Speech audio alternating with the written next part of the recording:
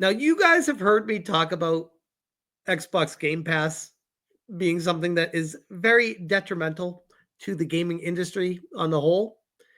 Now we have Arkane Studios founder brands Game Pass unsustainable and damaging in a scathing report over on Insider Gaming.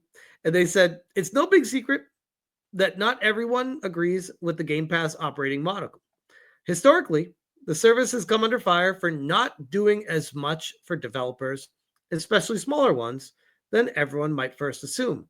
One prolific personality recently took to social media to point out how the Game Pass service isn't all it's cracked up to be. Enter Raphael Colantonio, founder of Arkane Studios and creative director of most of the studio's games, such as Dishonored and Prey. He doesn't like Game Pass, and he's not alone.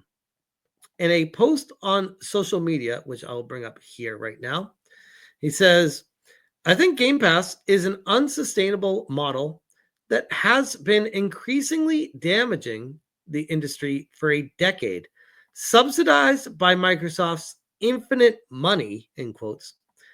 But at some point, reality has to hit. I don't think Game Pass can coexist with other models. They'll either kill everyone else or give up, which I wholeheartedly agree with.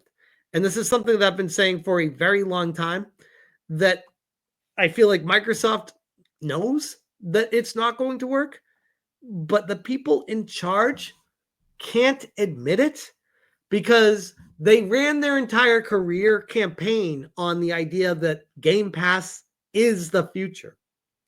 And I said the other night, they sold the idea of Game Pass being the next Netflix, when at the end of the day, it's really turning into the next Blockbuster Video.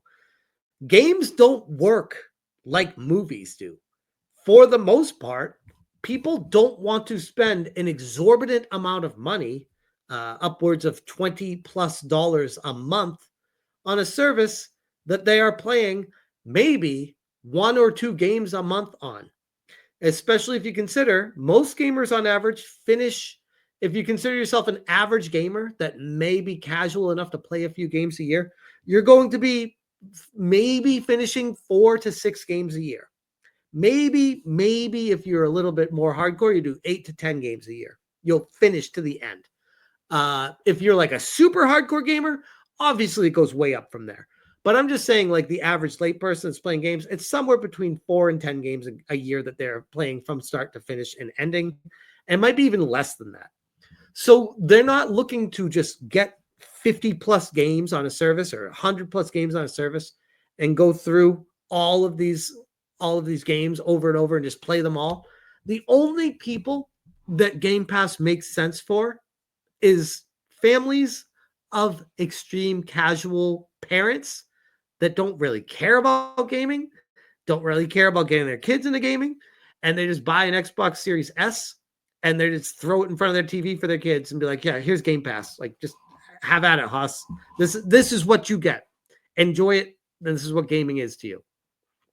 That is a very small minority of people that actually game.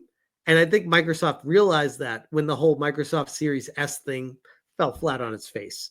And Microsoft was putting games everywhere, including on PC and handhelds and everywhere else and TVs. They're like, we don't even care to sell a Series S anymore. But anyways, back to this. Raphael Colantonio suddenly asked why nobody is talking about the elephant in the room, presumably in the wake of the recent Microsoft layoffs that heavily impacted Xbox and many associated studios. The elephant in this case is Game Pass. And when someone asked him for perspective, Colantonio didn't hold back. And that's what I read earlier. And an hour later, his analytical perspective was joined by Michael Deuce, Larian Studios publishing director. What happens when all the money runs out is the most vocal concern in my network. And one of the main economic reasons people I know haven't shifted to its business model. The infinite money thing never made any sense. And again, going back to Microsoft executives selling a bill of goods to shareholders in hopes to keep their positions, get bonuses, get raises, and stay at the company longer while growing their golden parachute, all while knowing deep down that this is not going to work out. And they're fooling the shareholders with the promise of infinite money coming from Game Pass with infinite subscriptions.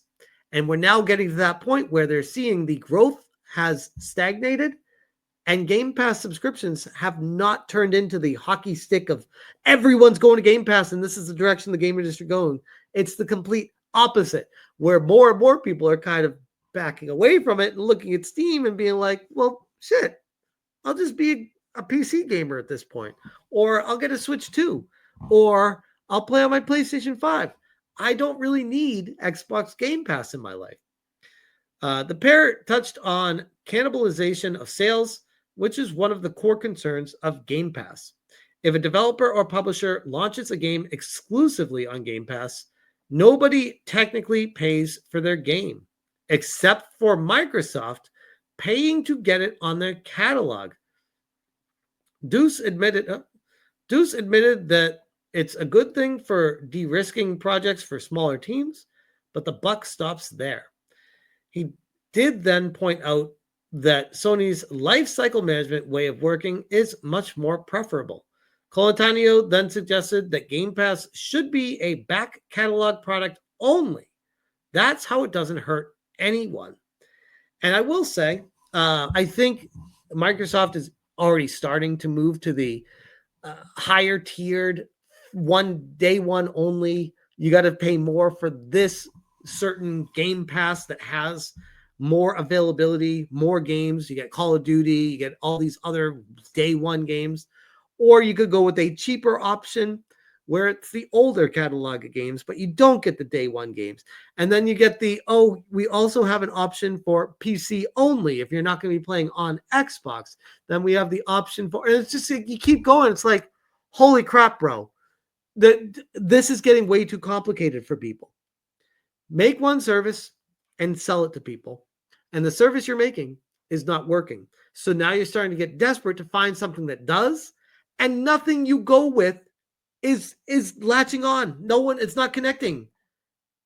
It's destroying the brand.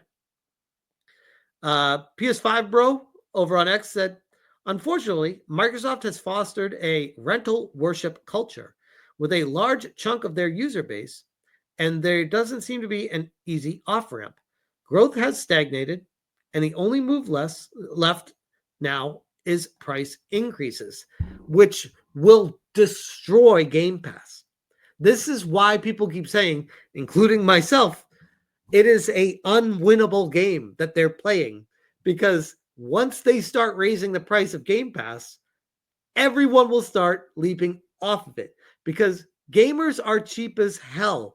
And the ones that are paying what they're paying right now for Game Pass are already doing it begrudgingly. And many are doing it on a month-to-month basis. They're not just paying it with a credit card and walking away and never looking at it.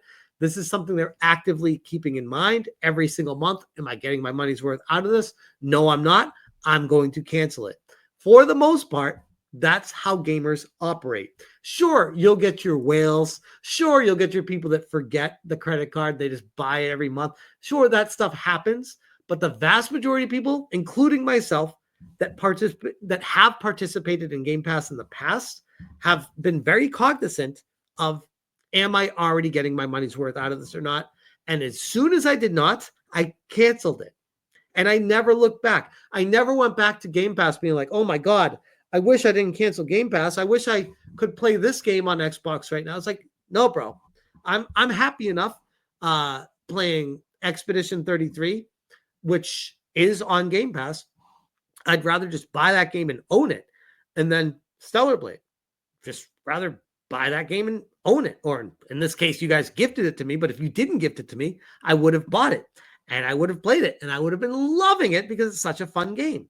And then I'd be able to go back and play it anytime I want in the future because I own that game, as opposed to Game Pass, where you own nothing and you'll be happy, according to Microsoft, when in reality, it's like, no, I don't want that, because what if I started playing, just for example, not that this is happening, but what if I started playing Expedition 33 and say I was like 35, 40 hours into it?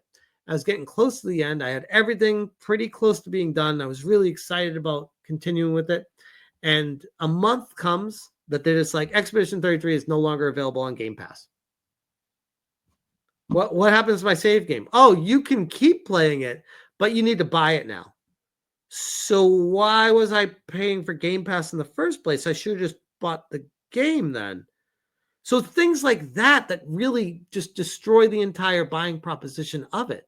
Why would I want to participate in a product that I have no promise of continuing to be able to use it in the future because of licensing issues or corporate greed or problems behind the scene? I'd rather just buy the game and own it and not have to worry about that kind of stuff.